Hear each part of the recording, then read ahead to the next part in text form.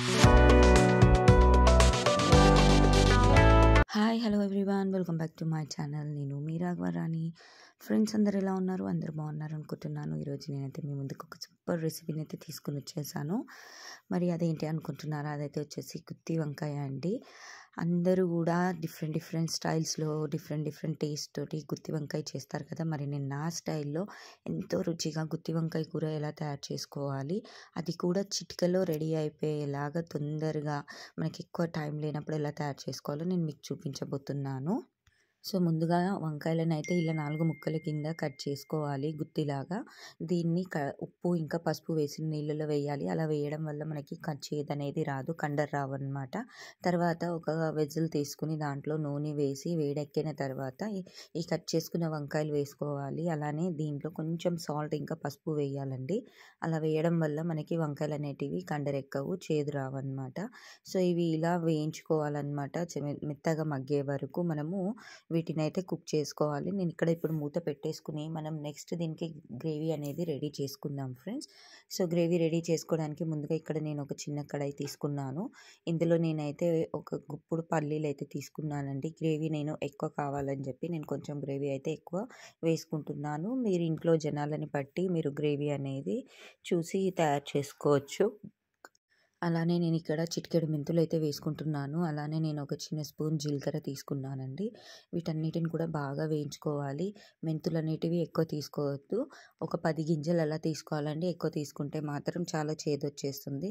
Next ఇక్కడ నేను ఒక 6 బాదం పలుకులు తీసుకున్నాను. అలానే ఒక 6 జీడిపప్పు పలుకులు కూడా తీసుకున్నాను. వీటిని కూడా మనం చక్కగా అయితే ఫ్రై చేసుకోవాలండి. ఇవన్నీ కూడా దూరగా నిదానంగా లో ఫ్లేమ్లో పెట్టుకొని ఫ్రై చేసుకుంటే లోపల దాకా పచ్చితనం పోయే వరకు వేగుతాయి అన్నమాట.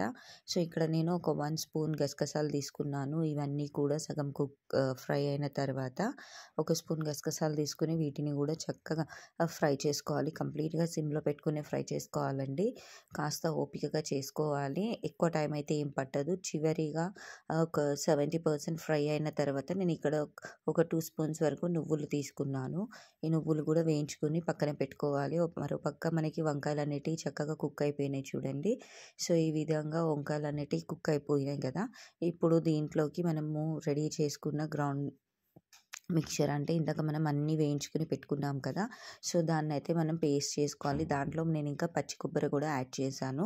అలానే ఈ గుత్తి వంకాయ కూరలో మిర్చి కసాలం అంటారు కదండి, హైదరాబాదీ మిర్చి కసాలం. సో దానికి కూడా ఇలానే గ్రేవీ తయారు చేస్తారు. సో దీంట్లో నేను కొన్ని ఈ పచ్చిమిరపకాయలు అయితే వేసుకున్నాను. అలానే 2 టమాటా ముక్కలు అయితే కట్ చేసి వేసుకున్నాను అనమాట. ఎందుకంటే అవి కూడా మగ్గితే నూనెలో మంచి టేస్ట్ అనేది ఉంటాయి. ఇందాక మనం ఫ్రై చేసి పెట్టుకున్నవన్నీ మిక్సీ జార్లో ట్రాన్స్ఫర్ చేసుకుని ఇందులో కొంచెం కొబ్బరి అయితే వేసుకున్నాను, పచ్చి కొబ్బరి. అలానే పులుపు మనం తినేదాన్ని బట్టి చింతపండు. సో మరోసారి ఇది మూత పెట్టుకుని మగ్గించుకున్నాం కదా. పచ్చిమిరపకాయలు, వంకాయలు, టమాటోలు చక్కగా అయితే మగ్గిపోయినాయి. ఇప్పుడు మనకి కర్రీ కుక్ అవ్వడానికి ఎక్కువ టైం పట్టదండి. ఎందుకంటే మనము ముందుగానే ఈ గ్రౌండ్ మిక్చర్ చేసుకోవడానికి యూస్ చేసిన ఐటమ్స్ అన్నీ ఫ్రై చేసుకున్నాము. అలానే వంకాయలు కూడా మనకి మగ్గిపోయినాయి కాబట్టి ఇప్పుడు ఈ గ్రౌండ్ మిక్చర్లో వంకాయలు అనేటివి కుక్ అయితే మనకి కర్రీ అనేది చిటికలో రెడీ అయిపోతుంది. ఇక్కడ నేను అల్లం వెల్లుల్లి పేస్ట్, అలానే 2 స్పూన్ల కారం అయితే తీసుకున్నాను అనమాట. నెక్స్ట్ ఇక్కడ నేను ఒక 1 స్పూన్ ధనియాల పొడి తీసుకున్నాను. ఇప్పుడు నేను ఈ గ్రౌండ్ మిక్చర్ ఏదైతే యాడ్ చేశానో దాంట్లో ఒక గ్లాస్ వాటర్ అనేది యాడ్ చేశాను. ఎందుకంటే మనకి వంకాయ అనేది ఇవన్నీ బాగా కుక్ అయిపోయినాయి కదా. సో మనకి వాటర్ కూడా ఎక్కువ అవసరం లేదు.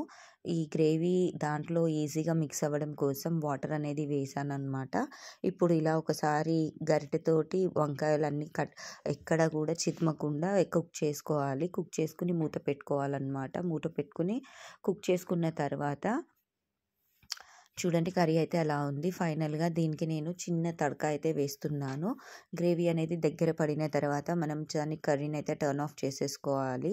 సో కర్రీ అనేది ఇంకా కుక్ అవుతుంది. ఇక్కడ నేను ఎండుమిరపకాయలు, జీలకర్ర, ఆవాలు, అలానే కరివేపాకు వేసి దీన్ని పోపు పెట్టుకున్నాను అనమాట. ఇలా పోపు పెట్టుకుంటే టేస్ట్ అయితే సూపర్గా ఉంటుంది. సో ఇప్పుడు మనకి కర్రీ చూడండి ఆల్మోస్ట్ దగ్గర పడింది.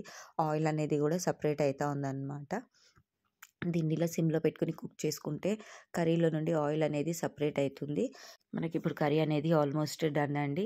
సో, ఇలా ఉన్నప్పుడు మనం ఫైనల్‌గా గ్రేవీ అనేది దగ్గర పడింది కదా! ఇక్కడ నేను గరం మసాలా పౌడర్ అనేది యాడ్ చేస్తున్నాను. అంటే ఇది నేను ఇంట్లో తయారు చేసుకున్న గరం మసాలా అండి. ధనియాల పొడి, చెక్క, లవంగ, ఇలచి, సాజీరా అలానే లాస్ట్‌లో 2, 3 వెల్లుల్లి రెబ్బలు వేసి గ్రౌండ్ మిక్స్చర్ లాగా చేసుకున్న పౌడర్. ఇంకా చూడండి ఫైనల్‌గా తాలింపు దీంట్లోకి వేసేసుకుంటే కర్రీ అయితే సూపర్‌గా రెడీ అయిపోయింది. ఎంత బాగుంది కదా! కర్రీ కలర్ కూడా చాలా బాగుంటుంది. సో, వీడియో నచ్చితే లైక్ చేయండి, షేర్ చేయండి, సబ్స్క్రైబ్ చేయండి. నా వీడియోస్ ఫస్ట్ టైం చూస్తున్నట్లే లైక్ చేసి, షేర్ చేసి, సబ్స్క్రైబ్ చేసుకోండి. Thanks for watching. Bye bye.